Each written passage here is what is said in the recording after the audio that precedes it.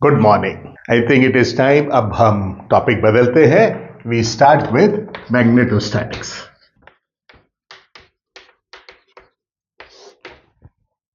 Magnets के बारे में बहुत पहले से एक बात तो मालूम थी। वो क्या कि लोडस्टोन होता है,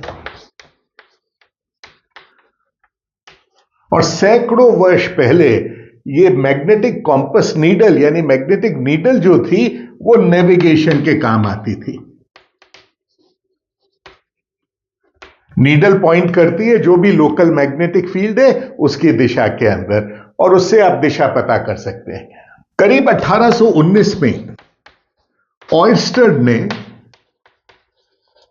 देखा कि यदि कोई करंट फ्लो कर रहा है किसी तार में और उसके बगल में कॉम्पस की नीडल है, मैग्नेटिक नीडल है, तो उस नीडल में डिफ्लेक्शन आ रहा है। तो इस करंट की वजह से मैग्नेटिक नीडल में डिफ्लेक्शन आने लगा। तो फिर इसको सिस्टमेटिकली प्रयोग करके देखा गया क्या कि यदि तार के अंदर करंट है, नीडल को दूर रखा तो उसके अंदर विक्षेप कम आया, नीडल को पास ले आए तो उसके अंदर विक्षेप ज्यादा आया। और जैसे जैसे तार, मान लीजिए ये है, नीडल को यहां रखा, यहां रखा, यहां रखा, तो नीडल अपनी अपनी डायरेक्शन बदलती गई। तो ऐसा प्रतीत हुआ मानो कि तार के चारों तरफ एक मैग्नेटिक फील्ड है, एक चुंबकीय क्षेत्र है, और जिसकी दिशा कुछ इस तरीके। फिर करीब 1830 के आसपास फैराडे ने कुछ देखा। क्या देखा फैराडे ने कि कोई एक सर्किट है और उसके बगल में दूसरा सर्किट है। एक सर्किट में करंट बदल गया या बंद कर दिया तो पहले सर्किट में करंट की वैल्यू चेंज हो गई। कुछ समझ में नहीं आया क्या? इसको अलग तरीके से देखें कि मान लीजिए एक आपने कोई तार लिया, सर्किट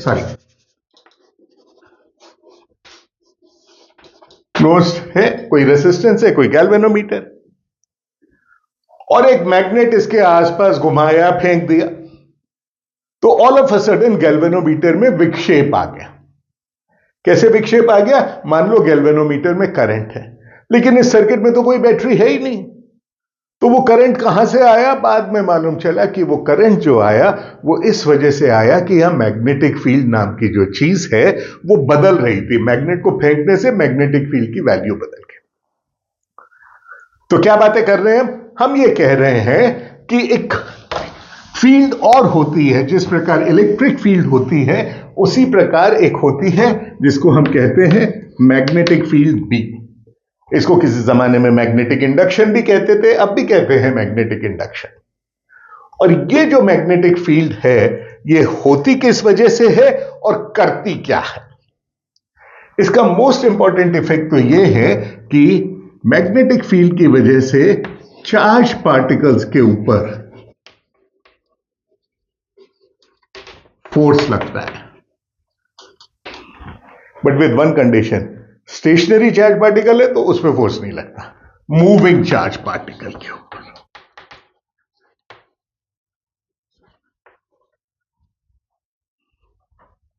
यदि एक चार्ज पार्टिकल मूव कर रहा है और यहां मैग्नेटिक फील्ड है तो मोस्ट ऑफ द केसेस में इसके ऊपर फोर्स लगेगा। एक पर्टिकुलर केस में जब मैग्नेटिक फील्ड की और चार्ज पार्टिकल की वेलोसिटी की दिशा सेम होगी तो इसके ऊपर फोर्स नहीं लगेगा। और यदि मूविंग चार्ज पार्टिकल पे फोर्स लगता है तो करंट के ऊपर भी फोर्स लगेगा, क्योंकि करंट के अंदर भी तो चार्ज पार्टिकल मूव कर रहे हैं। लेकिन आप कहोगे सब करंट के अंदर पॉजिटिव चार्ज तो स्टेशनरी है, but negative charges are moving, they have a drift velocity. एक दूसरा काम और होता है मैग्नेटिक फील्ड का, वो क्या? एक तो ये फोर्स एक्सर्ट करती है मूविंग चार्ज पार्टिकल के ऊपर, लेकिन ये मैग्नेटिक फील्ड आती कहां से है? वो लोडस्टोन वगैरह वगैरह तो पुरानी बात है।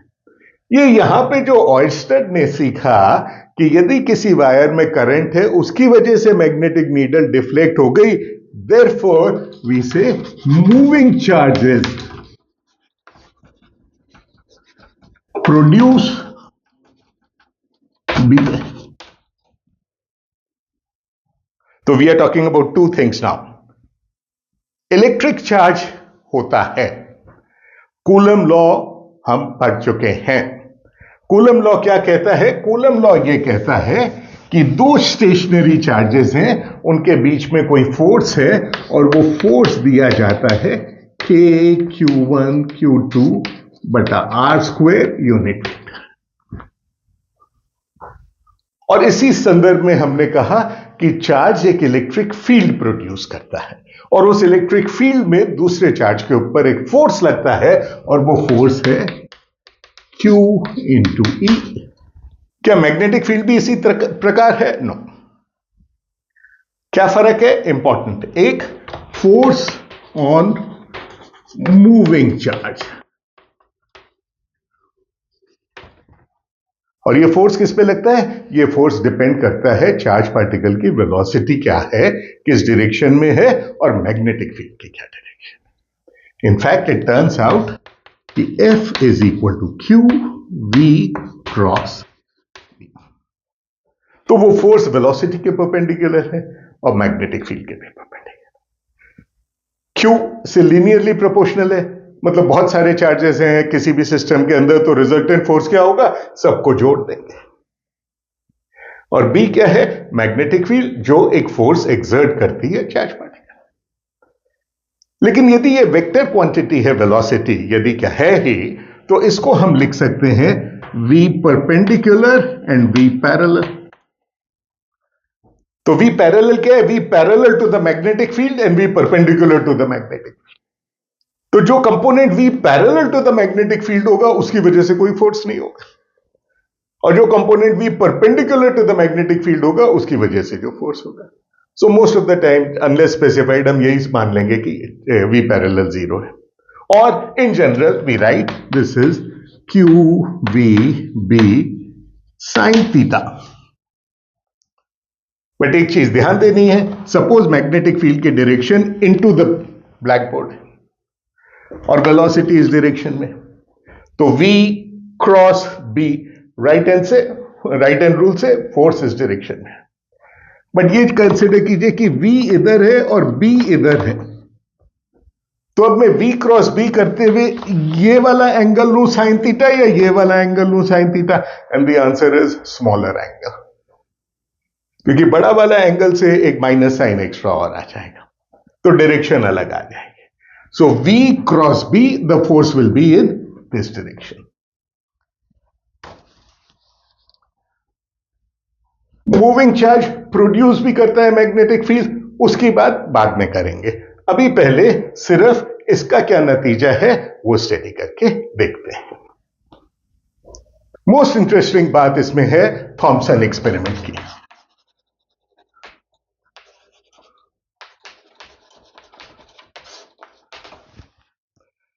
थॉमसन एक्सपेरिमेंट क्या करता है कि एक आपके पास दो कैथोड है, एक कैथोड है और यहां पे कुछ स्लिट है, ये इलेक्ट्रॉन्स एमिट हो रहे हैं।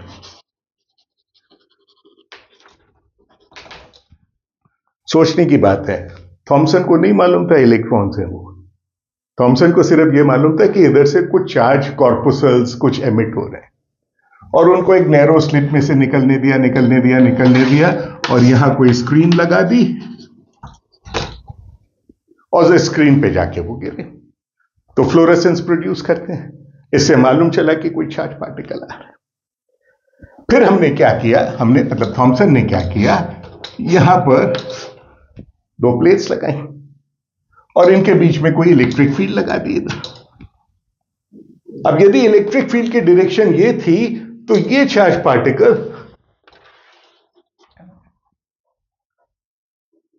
तो यू नो कि ये चार्ज पार्टिकल इनकी वजह से कोई फोर्स एक्सपीरियंस कर रहे हैं और जो इधर आ रहे हैं।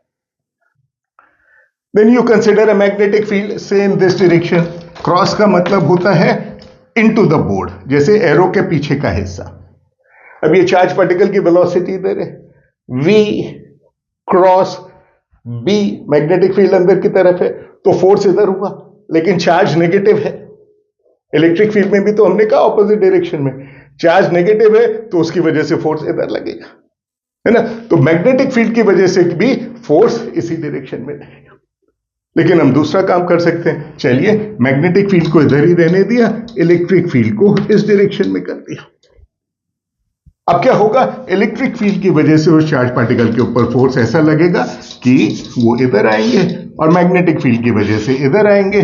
कुछ ऐसी व्यवस्था कर सकते हैं कि दोनों फोर्स बराबर हो जाए, जिससे कि QE is equal to QVB।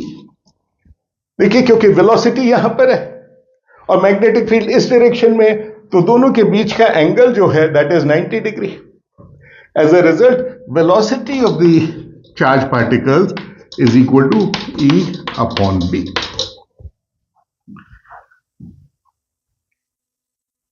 और ये चार्ज पार्टिकल जब कैथोड से निकले थे तो यहां एनोड है, इससे एक्सिलरेट हुए और ये पोटेंशियल डिफरेंस है यहां पर V। I am using the same V, ये छोटा v, ये कैपिटल V। तो चार्ज पार्टिकल जब तक यहां पहुंचे तो उनकी वेलोसिटी कितनी हो गई, उनकी वेलोसिटी हो गई such that kinetic energy is half mv square, which is change in the potential. This is V। और equivalently I can write V square as E square upon B square, और Q by M is equal to half accelerating potential E square by B square। So experiment पे electric field मालूम है, magnetic field मालूम है, ये जो accelerating potential काम में लिया ये मालूम है, इससे Q by M की वैल्यू मालूम चली। अब इसमें कुछ इंटरेस्टिंग बात है, वो क्या, कैथोड बदल दो तब कुछ और पार्टिकल निकलेंगे, Q by M की वैल्यू सेम आती है। यूं तो ट्यूब के अंदर वैक्यूम है, लेकिन थोड़ी तो गैस होती है, perfect vacuum is not possible. तो वो जो गैस है जो थोड़ी बहुत, उसको चेंज कर दो, नया सिस्टम हो गया। फिर Q by M की क्या वैल्यू आई, फिर भी Q by M की यही वैल्यू आती है। एक्सप्रेशन तो यही है, लेकिन E और B से जब Q by M की वैल्यू निकालते हैं तो Q by M की वैल्यू कैथोड पे नहीं निर्भर करती, अंदर के गैस पे नहीं निर्भर करती। इससे लगता है कि कैथोड से उत्सर्जन होने वाले जो भी पार्टिकल्स हैं उनकी कोई खास प्रॉपर्टी है, which is Q by M, which is E by M, and these particles are called electrons. So electrons की डिस्कवरी क्या है, द फैक्ट कि सारे पार्टिकल्स का E by M की वैल्यू सेम आती है, that is the big deal. उसके बाद मिलिकन ने E की वैल्यू अलग से निकाली, तो उससे फिर मास की वैल्यू निकल गई। ये तो एक बात है। व्हाट एल्स, इसी इक्वेशन में हम देखें, force is perpendicular to the velocity and perpendicular to the magnetic field. Now, what is that force which is always perpendicular to the velocity? ये काम हमने सर्कुलर मोशन में पढ़ा था। सर्कुलर मोशन के अंदर जो भी फोर्स है, यदि वेलोसिटी के परपेंडिकुलर है ऑल द टाइम, तो उसकी वजह से पार्टिकल का मोशन सर्कुलर हो जाता है। ये जो फोर्स है, ये फोर्स प्रोवाइड करता है नेसेसरी सेंट्रीपिटल एक्सेलरेशन। नतीजा QVB is equal to mv square बटा r, which means charge particle का एक रेडियस ऑफ कर्वेचर होगा, और वो r हो गया mv अपॉन, which means यदि मेरे पास अलग अलग मास के पार्टिकल्स हैं, सेम चार्ज अलग अलग मास, जैसे मान लीजिए इलेक्ट्रॉन है, प्रोटॉन है, तब तक इलेक्ट्रॉन प्रोटॉन की डिस्कवरी नहीं हुई थी, लेकिन हमको मालूम है, और सबको सेम पोटेंशियल डिफरेंस से एक्सेलरेट किया, और उनका चूंकि चार्ज सेम है, तो ऐसी स्थिति में उनका काइनेटिक एनर्जी जो हो जाएगी हाफ mv स्क्वायर, वो भी सेम हो जाएगी। लेकिन दोनों के मास अलग अलग है, और दोनों के मास अलग अलग हैं, मोमेंटम भी अलग अलग है। मोमेंटम भी अलग अलग है, तो इलेक्ट्रॉन और प्रोटॉन दोनों का रेडियस ऑफ कर्वेचर जो होगा पाथ का, वो अलग अलग होगा। तो ये रेडियस ऑफ कर्वेचर नाप के हम ये पता कर सकते हैं कि पार्टिकल का मास क्या है। इनफैक्ट ये एक ट्रिक है जो आज भी एक्सपेरिमेंट्स में काम आती है।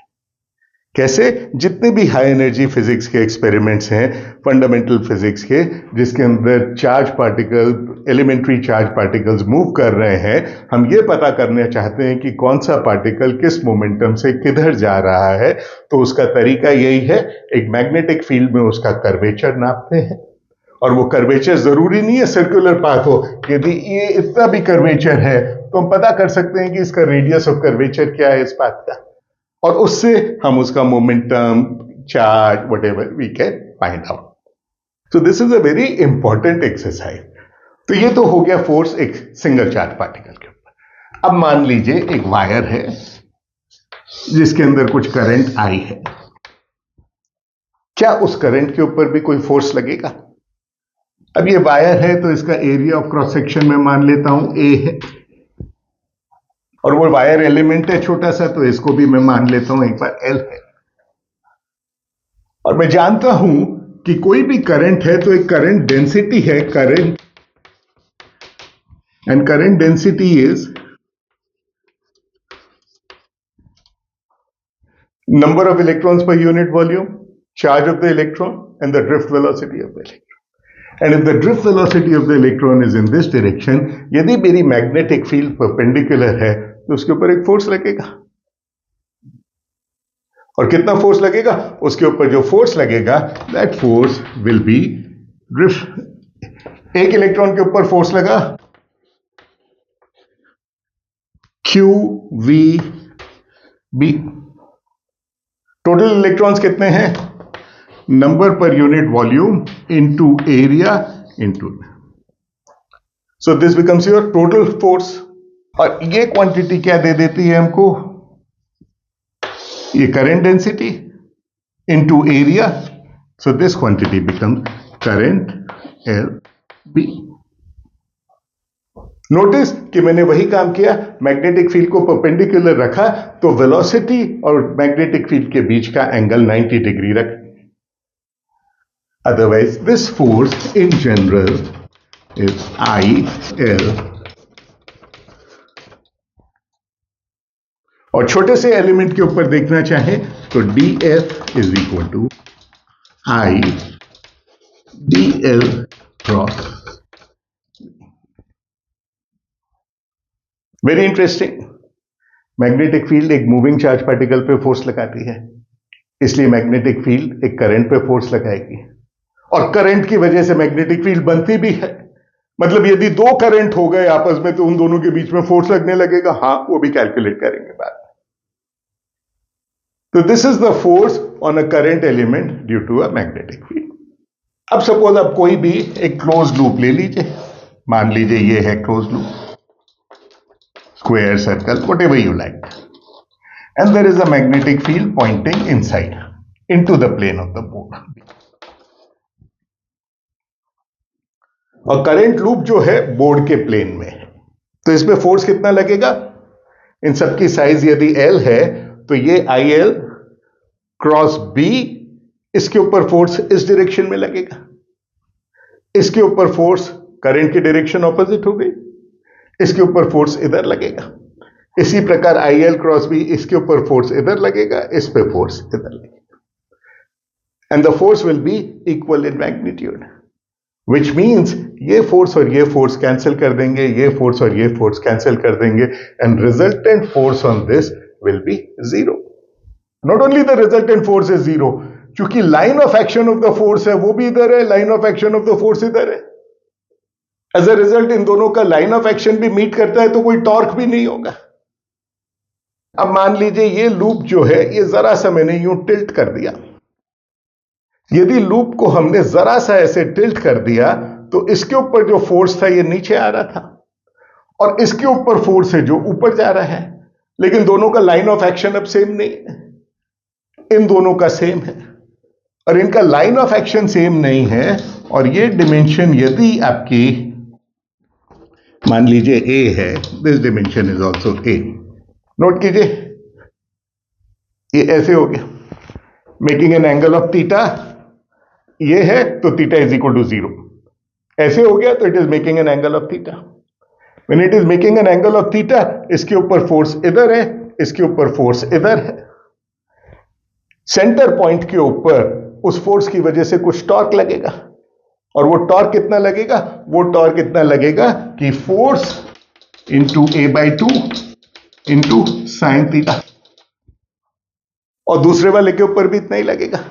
So total force will B AF, sorry, not total force, this is total torque. Total torque will be AF sin theta. ये A तो ये आ गया, F is ILB, which means IAB. So this quantity becomes IA square. और ये जो quantity है current into area, इसको एक नाम दे देते हैं. क्या देते हैं? इसको कहते हैं मैग्नेटिक मोमेंट. और हम लिखते हैं that torque is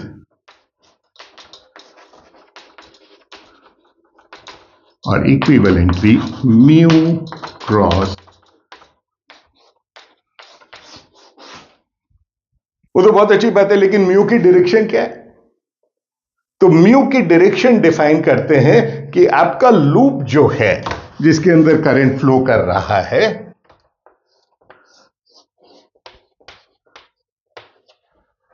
right hand rule लीजिए, ये लूप है, ये करंट फ्लो कर रहा है, तो मैग्नेटिक मोमेंट की डायरेक्शन है ये. और उस टॉर्क का क्या नतीजा होगा मैग्नेटिक फील्ड की वजह से? It will always try to bring it to some equilibrium position. Arbitrary angle पे होगा तो उसको इक्विलिब्रियम में नहीं होगा, इक्विलिब्रियम में नहीं होगा तो उसको तब तक मूव करता रहेगा जब तक इक्विलिब्रियम में नहीं आ जाए. और उस स्थिति में magnetic field will do some work. और जिस प्रकार इलेक्ट्रिक फील्ड में किया था वो का वो काम कीजिए. मैग्नेटिक पोटेंशियल एनर्जी कितनी हो जाएगी? माइनस. क्यों लिखा ये? इसलिए क्योंकि थोड़ा सा हम इलेक्ट्रिक डायपोल को याद करें. Electric dipole in uniform electric field, force is 0, torque is P cross E. Magnetic dipole in B, force is 0, uniform B, and torque is equal to, and this is the potential energy stored when there is a magnetic dipole in the presence of a magnetic field. तो ये similarity देखिए, ये तो हमने एक square loop के लिए consider किया.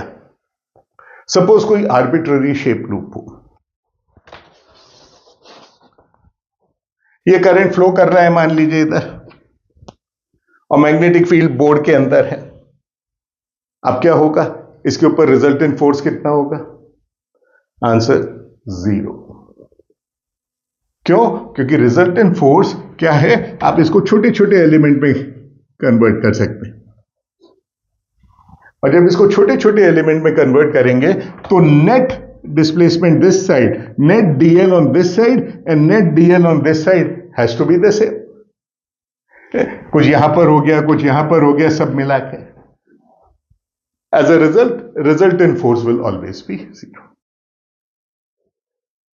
So in a closed loop carrying current, the force due to a uniform magnetic field is 0. What about torque? Torque मिलेगा इससे.